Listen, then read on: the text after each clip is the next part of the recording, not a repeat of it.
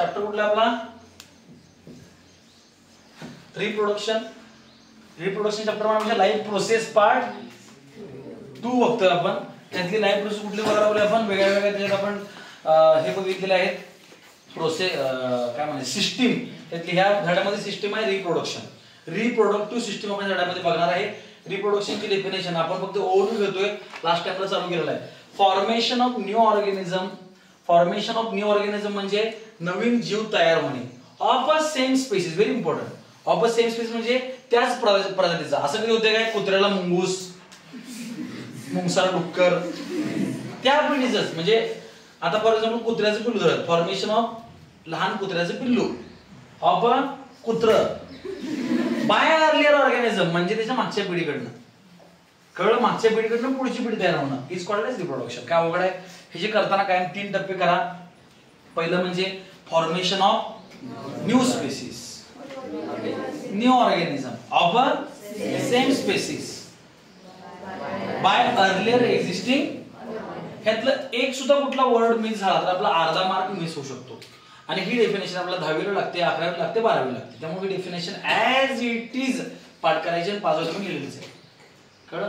त्यानंतर आता हे रिप्रोडक्शन बघत असताना हे 2 प्रकार पडतात, असेक्सुअल रिप्रोडक्शन आणि सेक्सुअल रिप्रोडक्शन. डिफरन्स फार महत्त्वाचा आहे. तुमच्या पुस्तकात शॉर्ट मध्ये सांगितलं पण तुम्हाला समजत नाही तो. कळलं? ह्यात सगळ्यात पहिला डिफरन्स काय म्हणले बघा. वरची डेफिनेशन आहे तशी घ्यायची आपण. Formation of new organism of a same species. पुढचं फक्त वेगळं आहे, विदाउट इन्व्हॉल्वमेंट ऑफ गॅमेट. हे फक्त वेगळं सांगितलं आपण. काय? Without involvement of gamete is called as asexual. Gamete म्हणजे काय? मी तुम्हाला एक उदाहरण सांगितलेलं. मेल आणि फिमेल मध्ये वेगळे गॅमेट असतात. गॅमेट म्हणजे काय? त्यांचं काम काय असतं? रिप्रोडक्शन करणं थोडक्यात. जसं की आपण ह्युमन्स उदाहरण घेतलं तर स्पर्म हे मेल गॅमेट आहे, ओव्हम हे फिमेल गॅमेट आहे. हे दोघं जण एकत्र येऊन झायगोट तयार होतं. उदाहरण घ्यायचं पाहिजे लगेच सगळ्यांना पुस्तकात. कळालं? ओव्हम आणि स्पर्म म्हणून झायगोट तयार होतो. तर असे इथं गॅमेट नसतात. इकडे बघा नंतर लिहा. इथं काय असणार आहे? असं काय नसणार आहे. विदाउट म्हणजे नसणं. इन्व्हॉल्वमेंट म्हणजे सहभाग. गॅमेटचा सहभाग नसतो तिथं आपण असेक्सुअल म्हणतो. ज्या ठिकाणी गॅमेटचा संबंध असतो त्याला आपण सेक्सुअल रिप्रोडक्शन असं म्हणलेलं आहे. त्यामुळे एक डेफिनेशन पाठ केला, दुसरी आपोआप पाठ होते. त्यामुळे पाठ करताना आपल्याला फक्त इकडची वाक्य सगळी पाठ करायचे आणि इकडच्या वाक्यात सगळं उलटे इथे लिहायचे. हे पहिला डोक्यात असलं पाहिजे. कळलं? Without involvement, with involvement of gamete असं असणार. मग काय असणार आहे? Genetic similarities present. आता काय आहे थोडक्यात इथं आई बाबा वेगळे नसणार आहेत. इथं काय असणार आहे? आई बाबा असणार आहेत त्याला. म्हणजे आई बाबा आहेत म्हटल्यावर काय होणार? दोघांचे पण गुण थोडे येणार. बरोबर आहे? त्यामुळे पुढची पिढी काय होणार? वेगळी होणार. म्हणजे कॉम्बिनेशन असतील दोघांचं. कॉम्बिनेशन म्हणजेच रिकॉम्बिनेशन. मग आता इथं आपण लिहिलेलं आहे रिकॉम्बिनेशन ऑकर. हे वाक्य वर घ्या वाटल्यास.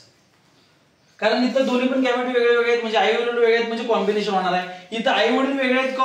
अजिबात नाही. एकाच त्या प्लांट मध्ये किंवा एकाच त्या ऑर्गॅनिझम मध्ये मेल आणि फिमेलची गुण असणार आहेत. त्यामुळे इथं काय असणार? आपण इथं आंब्याचं झाड घेऊया उदाहरण. आता जर एका झाडाचा आंबा गोड असेल तर पुढच्या सगळ्यांचेच गोड असणार आहे. कळलं? म्हणजे इथं रिकॉम्बिनेशन नसणार कुठं सुद्धा. पहिली पिढी तशी दुसरी तशीच तिसरी तशीच चौथी. समजलं? आहे तशी. ह्यालाच म्हणतोय आपण सिमिलर. त्यामुळे ते लिहिले बघा सिमिलर असणार आहे कारण कॉम्बिनेशन असणार आहे. 2 उलटे शब्द बरं काय. जिथे सिमिलॅरिटी असते तिथे कॉम्बिनेशन नसतं. जिथे सिमिलॅरिटी नसते तिथे कॉम्बिनेशन असतं. बरोबर आहे ना? सिमिलर आहे म्हणजे कॉम्बिनेशन नाही. ते सिमिलर नाही म्हणजे कॉम्बिनेशन आहे. कळलं? हे 2 डिफरन्स. त्यानंतर युनिपॅरेंटल मग काय सांगितलं? विदाउट इन्व्हॉल्वमेंट म्हणजे एकच आई वडील म्हणजे वडिलांचे आणि आईची गुण एकच असतात म्हणून युनिपॅरेंटल म्हणलंय आपण. आणि इथे काय असणार? पहिलाच म्हणलं वेगळे म्हणजेच काय? Biparental. पुढे गेलं बाय पॅरेंटल. समजलं? त्यानंतर मी तुम्हाला शिकवलं मागच्या वेळी शिकवलं मायटोसिस मेयोसिस. ते लक्षात ठेवा. इथं मायटोसिस असते डिव्हिजन साठी, इथं मेयोसिस असते. हे कसं असते? फास्ट असते, हे फार स्लो असते. कळलं? डिफरन्स आपल्याला 4 तरी पेपर आठवायला पाहिजे. मी सांगितलं किती? 6. तुम्हाला 4 तरी आठवायला पाहिजे आणि आपल्या क्लासच्या पोरांना 6च्या 6च आठवायला पाहिजे. कळलं? जरा जरा समजले. डेफिनेशन लक्षात ठेवा, त्यानंतर रिकॉम्बिनेशन लक्षात ठेवा. मग इथं रिकॉम्बिनेशन होणार नाही, इथं रिकॉम्बिनेशन होणार, इथं रिकॉम्बिनेशन होणार नाही म्हणजेच सगळं पुढे सेम असणार आहे. इथं रिकॉम्बिनेशन होणार म्हणजे पुढचं सगळं सेम नसणार आहे. हे फार फास्ट आहे, हे फार स्लो आहे. इथं मायटोसिस असते, इथं मिओसिस असते. आणि काय डिफरन्स आहे आपला? युनिपॅरेंटल आहे, हे बायपॅरेंटल आहे. Any doubt? व्हिडिओ पॉज करा. Asexual reproduction. असेक्सुअल रिप्रोडक्शनचे 2 टाईप बघितलेले आपण. इकडे बघा, तुला बघितलेच काय कधी? रिप्रोडक्शनचे 2 टाईप, सेक्सुअल आणि असेक्सुअल. असेक्सुअलचे 2 टाईप परत पडणार आहे. युनिसेल्युलर म्हणजे एक पेशीमध्ये काय काय होणार आहे ते, आणि बहुपेशीमध्ये काय काय होणार आहे. म्हणजे युनिसेल्युलर आणि मल्टीसेल्युलर. युनिसेल्युलर मध्ये आपण लक्षात ठेवायचं 3, आणि इकडे मल्टीसेल्युलर मध्ये किती आहे? 5. हे लक्षात ठेवा. काय काय बघितलं? पहिलं काय होतं? बायनरी. पुढं मल्टिपल. त्यानंतर तिसरं बडिंग. मल्टीसेल्युलर मध्ये पहिलं काय होतं? फ्रॅगमेंटेशन. दुसरं काय होतं?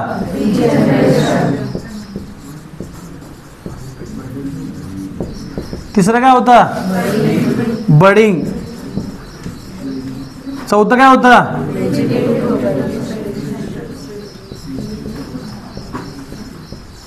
लास्ट काय होतं? हे सगळ्यांना पाठ असलेलंच, आपण फार वेळा घेतले हे. दुसरी गोष्ट काय पाठ करायचं होतं मग? एक्झाम्पल. बायनरी मध्ये काय काय उदाहरण आहे? अमिबाचं स्पेलिंग काय? त्यानंतर सेकंड पाठ केलं ना स्पेलिंग सगळ्याचे. हा, पॅरा मावशीचं स्पेलिंग काय? मॅसियम. ओके. थर्ड हा ई पुढं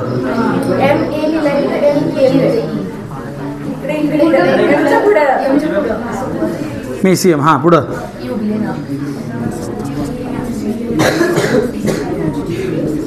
मल्टिपल मध्ये काय ना?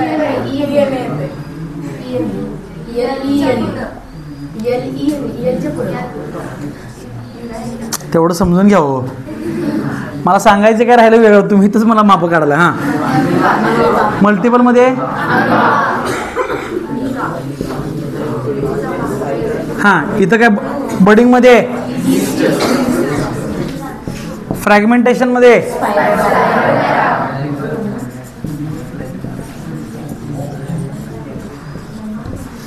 रिजनरेशन मध्ये.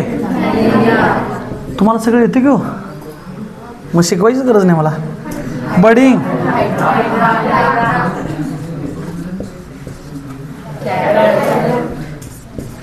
एवढं भारी शिकवतो तुम्ही. स्पोर फॉर्मेशन, म्युकोर मायकोसिस कधी ऐकलं काय? कोरोना कधी ऐकलं काय? कोरोनाची पुढची स्टेज होती म्युकोर मायकोसिस. ठीक आहे. आपण आता बघत की उदाहरणं पाठ झाल्यानंतर ह्याची डायग्राम फार महत्त्वाची आहे आणि फार थोडंफार फक्त एक्सप्लेनेशन. ठीक आहे. ते आपण आता आपल्याला लगेच संपवायचं. कोण पुटपुट आले त्याला जरा बाहेर जावा जरा असं कृपया. हां,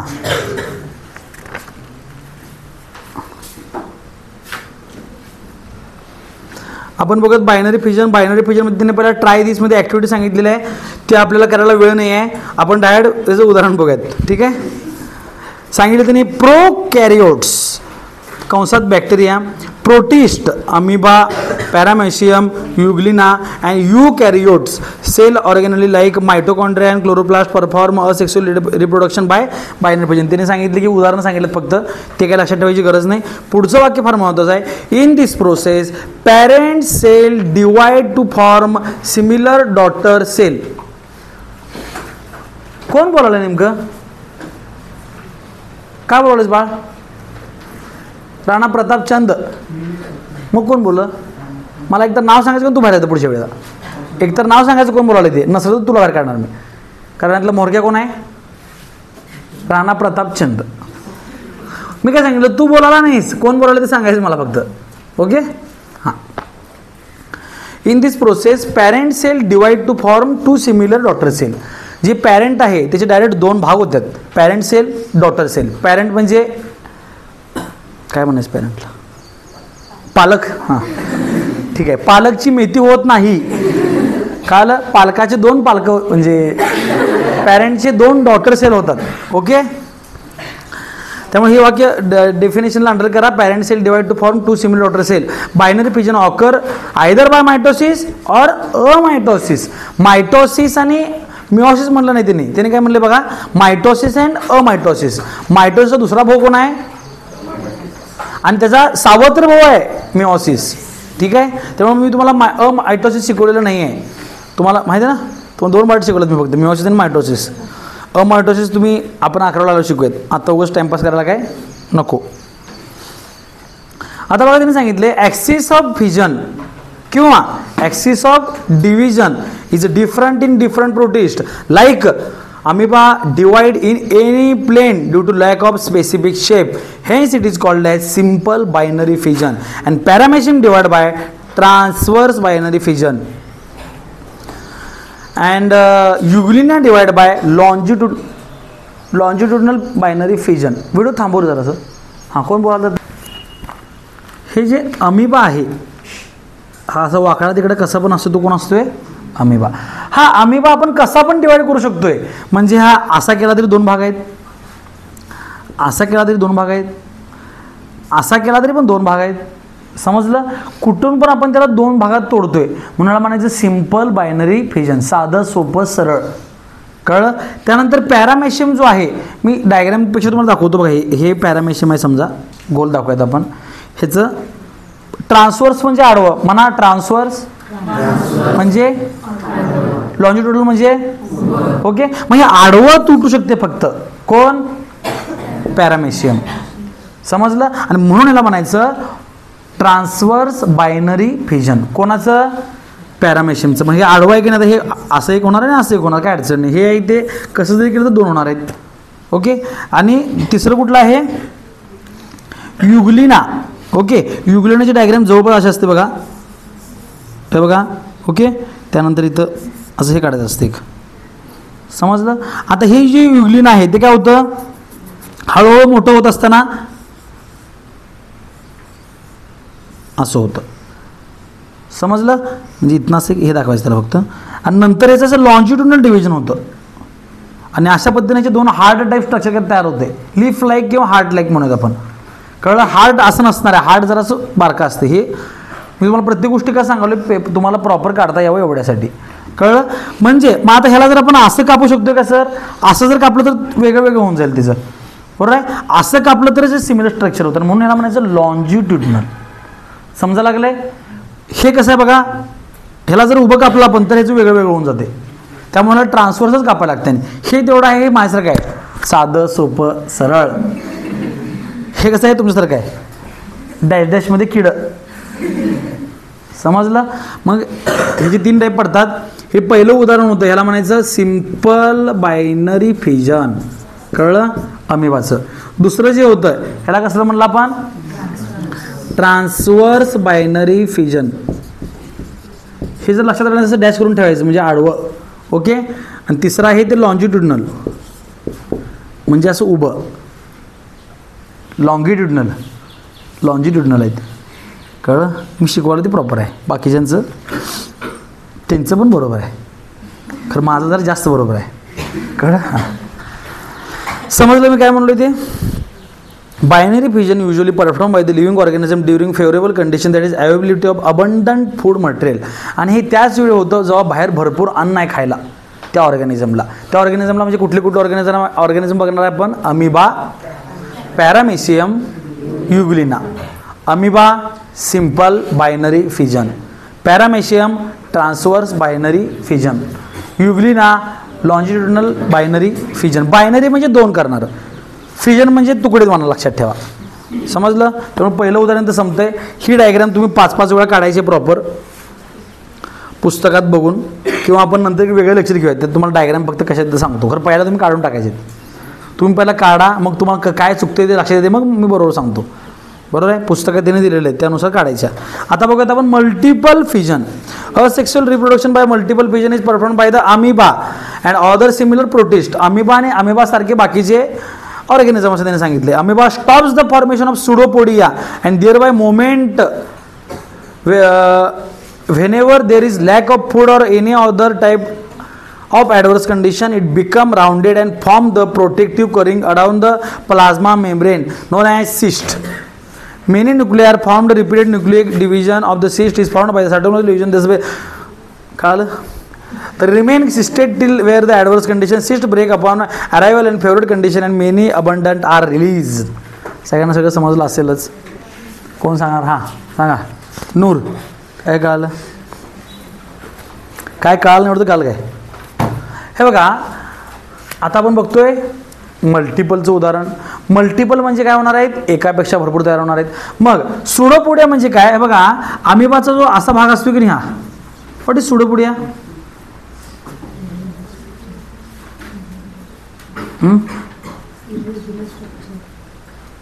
तर व्हिडिओ पॉज कर, माझं जरा कन्फ्यूज झालं, तेच बघतो मी. असा हा जो पार्ट आहे की नाही, असा वाकडा तिकडा, त्याला आपण सुडोपोडिया म्हणतो.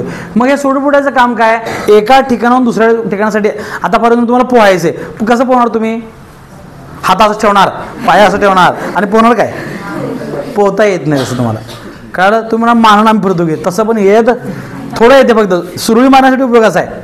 पुढं सुरळी मारल्यानंतर हात पाय आलो नाही तर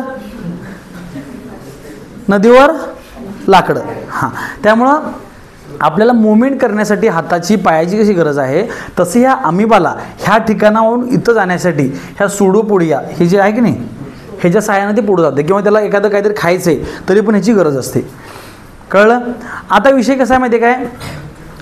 बाहेर ज्यावेळी ॲडव्हर्स कंडिशन आहे, बाहेर जेवण नाही आहे, बाहेर जायला धोका आहे, बाहेर भक्षक येऊन थांबलेला आहे, अशा वेळी अनफेवरेबल कंडिशन वेळी, अशा अनफेवरेबल कंडिशनमध्ये हा अमिबा पुढं सरकायचं बंद करतो.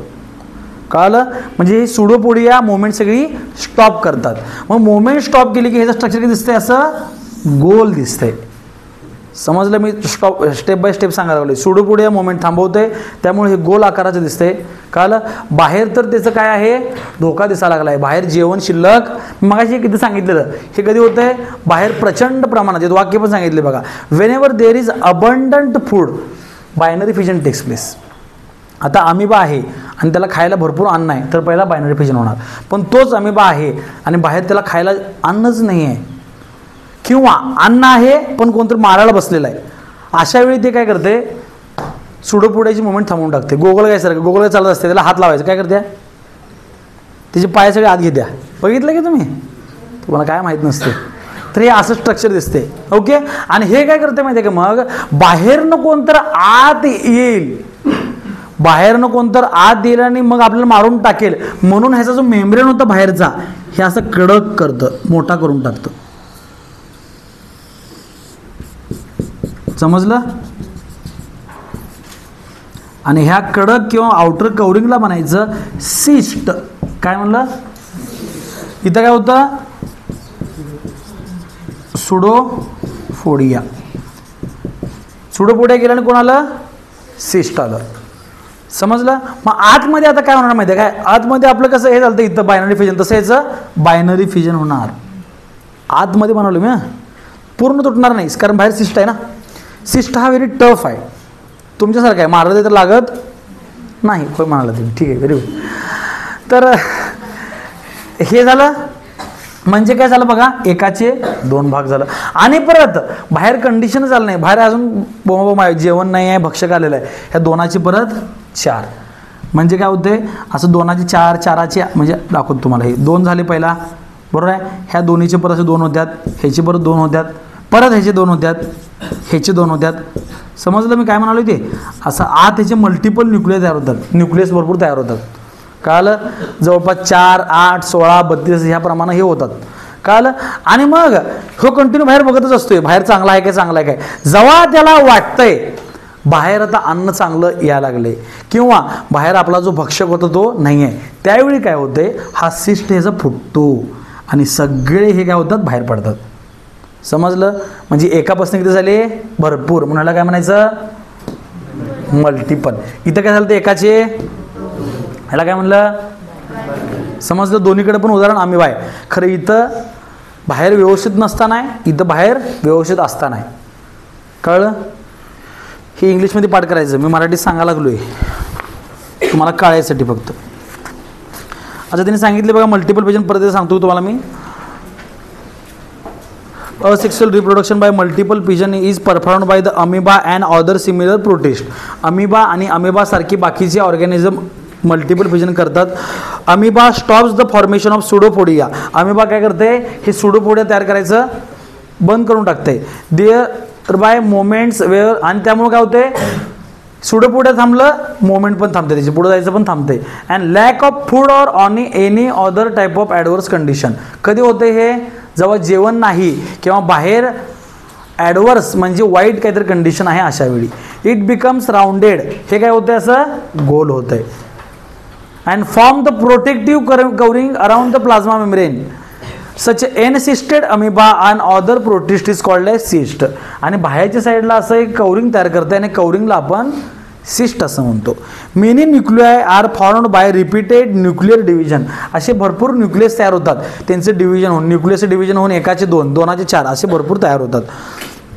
It is followed by the cytoplasmic division. पहिल्यांदा न्यूक्लियस 2 होतात आणि त्याच्यानंतर त्याच्यातलं पाणी जे आहे त्याला आपण सायटोप्लाझम म्हणतो. सायटोप्लाझम पण डिवाइड होते. They remain encysted till there is adverse condition. आणि हे जे सिस्ट तोपर्यंत असतं जोपर्यंत ॲडवर्स म्हणजे बाहेर धोक्याची कंडिशन आहे तोपर्यंत हा सिस्ट असतोच. Cyst breaks open and arrival of favourable condition. आणि बाहेर जेव्हा चांगली कंडिशन होईल तेव्हा हा सिस्ट ओपन होतो किंवा फुटतो. अँड मेनी अमिबा, काय म्हणले? अमिब्युलेस म्हणजे काय? थोडकं अमिबाचा एकदम लहान भाग, म्हणजे लहान अमिबाला ते म्हणले त्यांनी. ठीक आहे, समजलं? इथं तुम्हाला कळालं असेल. डायग्राम 3.5 मध्ये बघा, तुम्हाला ते समजेल. पॅरेंट अमिबा सांगितला आहे, त्यानंतर सिस्ट तयार केलेलं दाखवला आहे, त्याच्यानंतर त्याच्यामध्ये न्यूक्लियस केलेलं दाखवलं आहे, त्यानंतर न्यूक्लियसमध्ये फुटलं. मी सांगितलं तसंच असं दाखवायचं. पहिला हे राऊंड दाखवायचं, फुटलेलं दाखवायचं आणि बाहेर पडलेलं दाखवायचं. ओके, राणा प्रतापचंद तुम्ही बाहेर जाऊ, पहिल्या पायरीवर उभा राहा.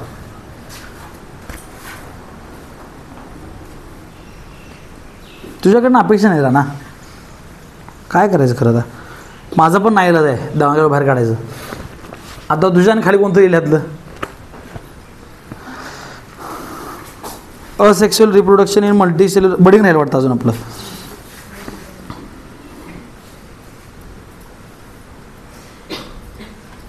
डायग्राम दाखवलं तुम्हाला बघा त्यांनी बडिंगची. पहिल्यांदा इथे एक ईस्ट दाखवलेला असा बघा इकडे जरासं. ठीक आहे, ह्या ईस्टला अशी जराशी एक आउटग्रोथ दाखवली, हे बड म्हणायचं ह्याला.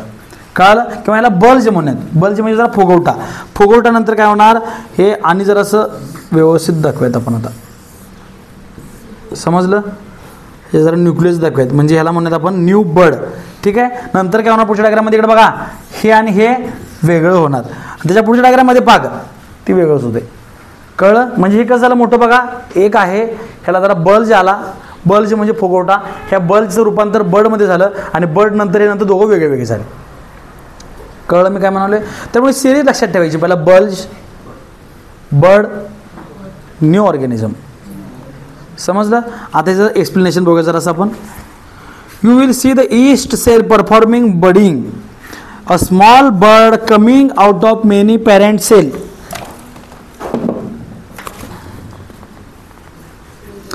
स्मॉल बर्ड सांगितलं तुम्हाला. स्मॉल बर्ड तयार होतोय आणि हे होते. Asexual reproduction occur by the budding in east.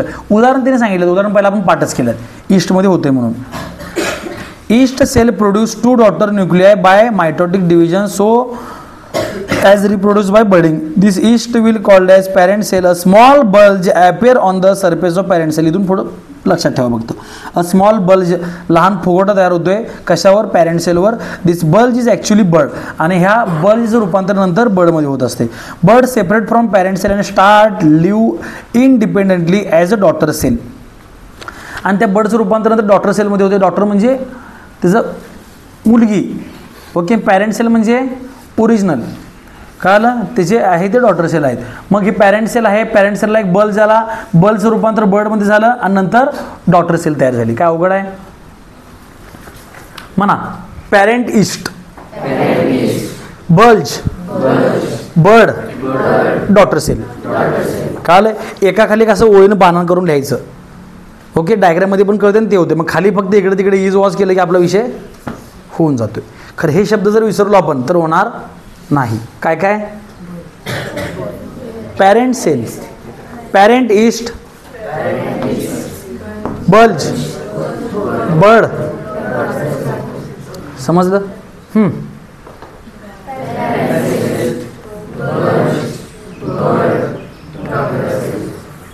Daughter cell किंवा डॉटर ईस्ट म्हणत आपण.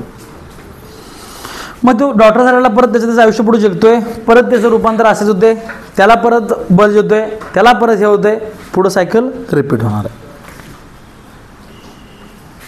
आता बघूयात आपण व्हिडिओ किती मिनिटं झाला पण 25 राहू चालू.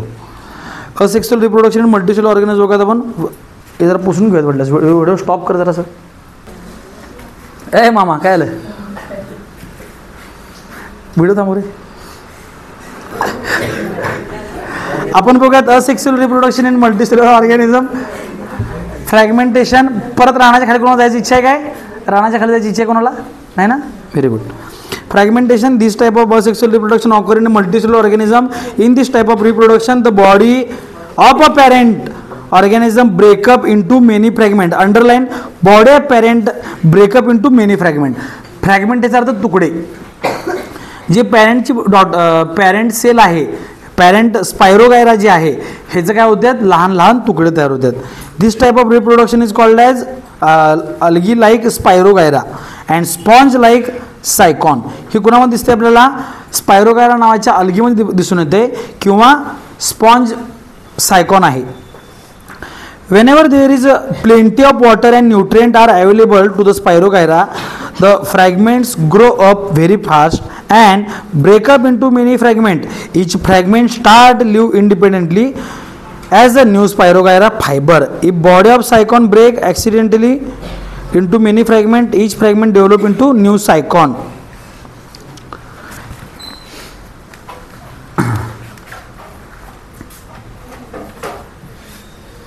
हे बघा, हे असे एक सेल काढायची पहिल्यांदा. इकडे बघा,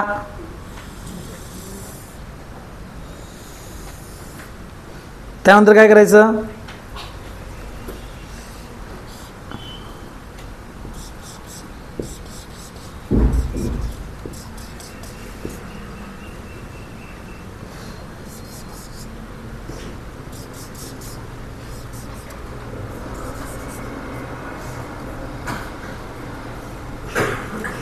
ही एक सेल आहे. इकडे बघा, हे बघा अशी एक सेल आहे, ही पूर्ण सेल तयार झाली. ह्याच्या पुढं अनेक अशी सेल असतात. ओके, का अवघड डायग्राम काढायला फार सोपा आहे. ठीक आहे, मग काय करायचं, हे बघा इथनं तुटलं समजा फ्रॅगमेंट, तर काय होणार, हे असं डायग्राम वेगळी काढायची. परत कोणाला काय झालं,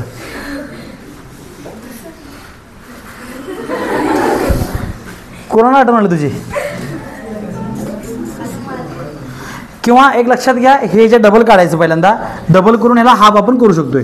ओके, हे स्पायरोगायरा काय आहे हो, स्पायरोगायरा अलगीचं उदाहरण आहे. अलगी म्हणजे काय, शेवाळ. वाढलं कधी गेलाय, ते पायरो शेवाळ असते, बघितलाय कधी, शेवाळचा एक प्रकार आहे, भरपूर शेवाळचे प्रकार असतात, त्यातला एक स्पायरोगायरा एक प्रकार आहे.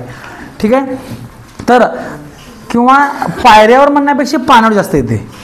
हे कशावर होते, मग त्याला जेव्हा भरपूर पाणी मिळते किंवा पायऱ्यावर त्याला कंटिन्यू पाणी येऊन लागा लागले, समजा पाणी भरपूर मिळायला लागले, ही पाण्यावर वाढणारी वनस्पती आहे.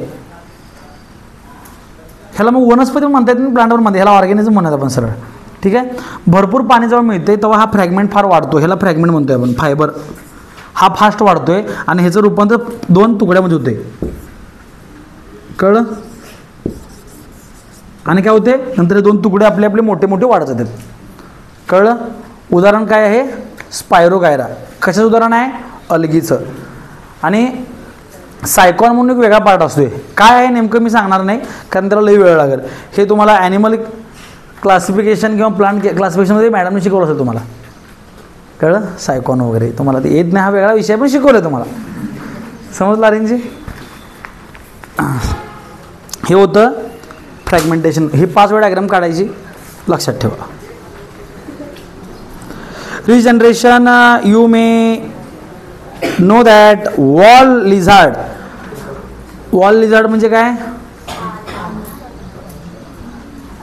पाल. Discard some part of its tail in emergency. इमर्जन्सीमध्ये ती जर पाल जर कुठं अडकल्या तर ती काय करते, स्वतःहून शेपटी तोडून टाकते. कळलं? Discarded part is regenerated after a period. मी तुम्हाला मागं पण उदाहरण सांगितलेलं आहे, पाल्याचं उदाहरण. कधी तर त्यांची शेपटी तुटल्या बघितल्या तर थोड्या दिवसांनी नवीन त्याला पूर्ण शेपटी असत्या. पाल वेगळी नसत्या, पाल तीच असते, शेपटी परत आलेल्या असत्या.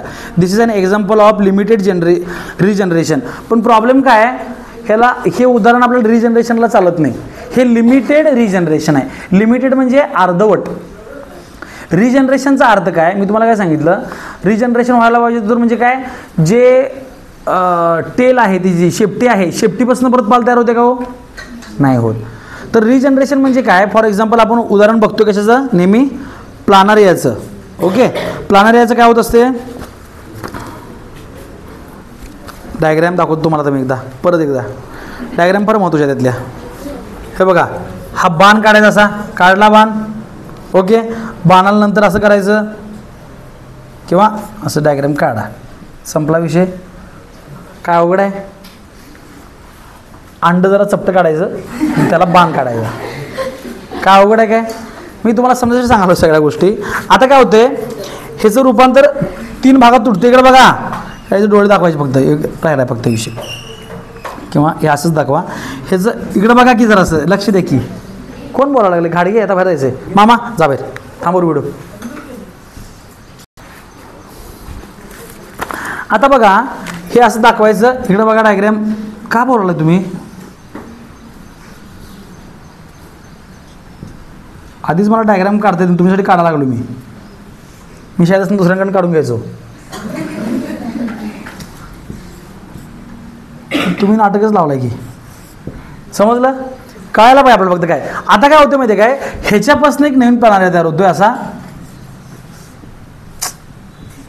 ओके, हा मधला भाग जो होता ह्याच्यापासून परत हे असं तयार होते. ओके, आणि खालचा जो भाग होता ह्याच्यापासून परत, समजलं? म्हणजे एकाचे किती झाले, हे 3 जण झाले. म्हणजे हेड, बॉडी आणि टेलपासून वेगळे वेगळे तयार होतात. कळलं? हे स्वतःहून करते. म्हणजे आता पाल बघितला, पाल काय मुद्दामून करत नाही, पण हे स्वतःहून असं चालू असते. पाल कसं देते जन्म, अंड्यामार्फत की दुसरी पाल काय होते हां, नक्की मला काय माहीत नव्हतं. तुम्ही बघितलं आहे, व्हेरी गुड. पालीची पण अंडे सोडली नाही त्यांनी, ठीक आहे. पालेल तर सोड का, पालीचे अंडे तर सोड म्हणलं, शीस रावण आहे.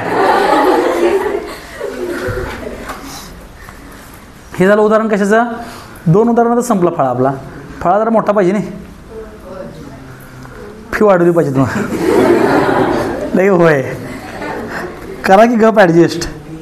हां, आता बघूयात आपण बडिंग इन हायड्रा. मल्टीसेल्युलरचं उदाहरण आहे hydra. Under favourable condition at a specific part of it's and outgrowth is formed by repeated division of regenerative cell of body wall. The outgrowth is called as bud. Bud grows up progressively and finally form the small hydra. काय सांगितलं त्याने, हायड्राची diagram तुम्हाला माहिती आहे, hydra you know.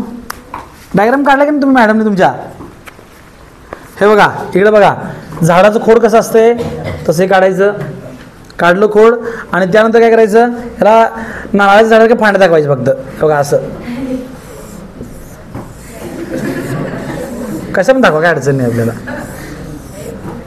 Okay, आता काय होतं असतं माहिती काय, पुढची डायग्राम वेगळी आहे, पण म्हणजे मी ह्याच्यावरच दाखवतो फक्त. ह्याला काय होतं, एक आउटग्रोथ तयार होत्या. ह्या आउटग्रोथलाच आपण काय म्हणतो, बड म्हणतो. कळलं? तिसरी डायग्राम ही पहिली दाखवलेली अशी, दुसऱ्या डायग्राममध्ये बड दाखवायचं आणि तिसऱ्यामध्ये डायरेक्ट ह्याला असं हे दाखवायचं.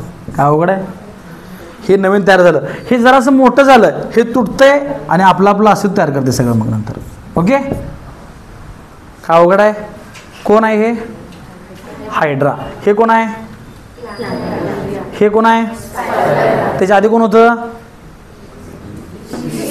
त्याच्या आधी कोण होतं? त्याच्या आधी कोण होतं? Very good. येते की तुम्हाला ते? व्हेरी गुड, चांगलं शिकवतोय मी. आता vegetative propagation, reproduction in a plant with the help of vegetative propagation. Vegetative म्हणजे काय? व्हेज पार्ट कुठला पण व्हेजिटेटिव्ह, जसं की root, stem, leaf, bud is called as vegetative reproduction. प्रत्येकाची डेफिनेशन तुम्हाला यायला पाहिजे. बडिंगची डेफिनेशन, व्हेजिटेटिव्ह रिप्रोडक्शनची डेफिनेशन, रिजनरेशनची डेफिनेशन, त्या प्रत्येकात आपण वाचलो आता. त्या सगळ्या डेफिनेशन तुम्ही वाचलाय, कळलं? त्या डेफिनेशन आपण 5-5 वेळा लिहायचे आहेत, पाठ करून लिहायचे आहेत. आणि ज्याने पाठ करणार नाही त्याने उद्या क्लासला यायचं नाही आहे, कळलं? जे क्लासला आलेले आहेत त्याने 5 वेळा, जे क्लासला आले नाही त्याने 10 वेळा, कळलं? जे कोण आलेले नाही त्यांना सांगा उद्या त्यांच्या पॅरेंट्सना घेऊन यायला सकाळी. समजलं? हे होतं व्हेजिटेटिव्ह रिप्रोडक्शन. क्लास काय सुटलेला नाही आहे. Spore formation.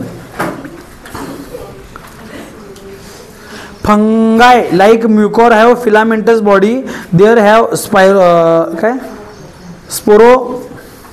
sporangia. Once the spore are formed, sporangia burst and spores are released. Diagram परत सोपे फार दाखवायला. मला कसं दाखवायचं हो काय? आता नाव तुमचं तुम्ही नंतर द्या. बघा असं काढायचं, इथनं एक असं हे काढायचं, गोल काढायचं याला, ह्याला इथं रूट्स काढायचे. स्ट्रक्चर काय अवघड नाही आहे हे, ठीक आहे? हे बघा ह्याच्या आत सगळं भरते, सगळे हे भरलं, हे बर्स्ट होते, हे सगळं बाहेर जाते आणि परत जाऊन दुसरीकडं असं तयार करते. काय अवघड आहे? नावं पाठ करायची त्याची. रायझॉइड, हायफे, स्पोर्स, स्पोरेंजियम ही नावं आहेत, ती सगळी नावं पाठ करून ठेवायची. म्हणजे 5 वेळा डायग्राम काढायची आपल्याला सगळी, ठीक आहे? इथं आपलं काय संपते? असेक्शुअल रिप्रोडक्शन संपते. व्हिडिओ थांबवा आता पूर्ण.